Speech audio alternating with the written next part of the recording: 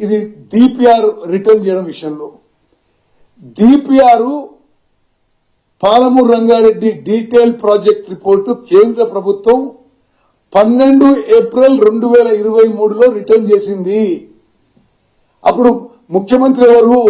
కల్వకుంట్ల చంద్రశేఖరరావు గారు. ఇరిగేషన్ మంత్రి ఎవరు? కల్వకుంట్ల చంద్రశేఖరరావు గారు. మరి ఆ రోజు వాళ్ల ప్రభుత్వంలో రిప్లై ఇచ్చారు. మరి ఆ తర్వాత టర్మ్స్ ఆఫ్ రెఫరెన్స్ కింద ఫర్దర్ టర్మ్స్ ఆఫ్ రెఫరెన్స్ కింద Godavari diversion water Krishna water dispute tribunal కింద పేర్కొనబడింది. ఆనాడు గాని ఈనాడు గాని చాలా స్పష్టంగా చెప్తున్నాము. మరి మీలాగా మోసం చేసే అలవాటు లేదు మాకు. ఏదో స్లోగన్ కావాలనో, ఏదో డ్రామా చేయాలనో, ఏదో మేమే తెలంగాణకి మేలు చేసినామనో మరి చెప్పడానికి ఇటువంటి మోసపూరిత మాటలు ఆపేయాలి.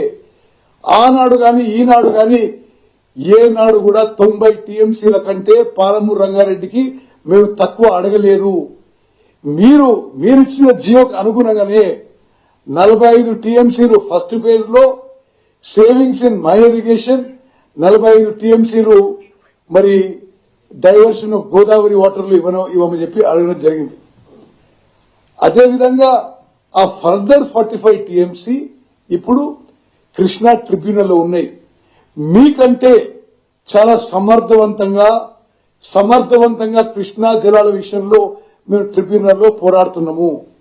మీరు 299 టీఎంసీలు 811లో 299 టీఎంసీలు సరిపోతాయని 10 ఏళ్లు 2014 నుంచి 2023 వరకు 10 ఏళ్ల పాటు మీరు లిఖిత పూర్వకంగా రాసిచ్చిండ్రు. మేము అధికారంలో రాగానే ఇది మేము ఒప్పుకోము. కృష్ణా ట్రిబ్యునల్లో catchment area, population, drought area అనేక సైంటిఫిక్ రాషనల్ ఫ్యాక్టర్స్ లో ఏ విధంగా తెలంగాణకి మరి 500 కంటే ఎక్కువ టీఎంసీలు ఇవ్వాలి అని చెప్పి కృష్ణా ట్రిబ్యునల్ హియరింగ్ లో వినిపించిన జనం అందరికీ తెలుసు.